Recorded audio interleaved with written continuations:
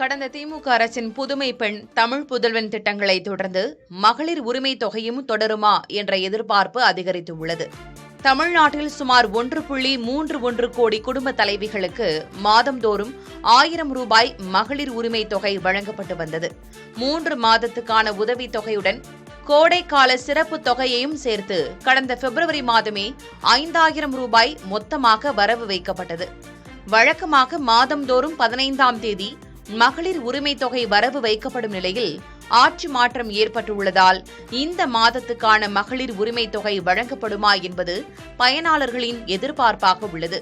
அதிலும் உரிமை தொகை 2500 ரூபாயாக உயர்த்தப்படும் என வாக்குறுதி அளித்த முதல்வர் விஜய் அவகாசமும் கோரியுள்ளார். என்றாலும் இந்த மாதம் வழக்கம் போல் 1000 ரூபாய் வருமா அல்லது 2500 ரூபாயா என்பது குடும்ப தலைவிகளின் கூடுதல் எதிர்பார்ப்பு.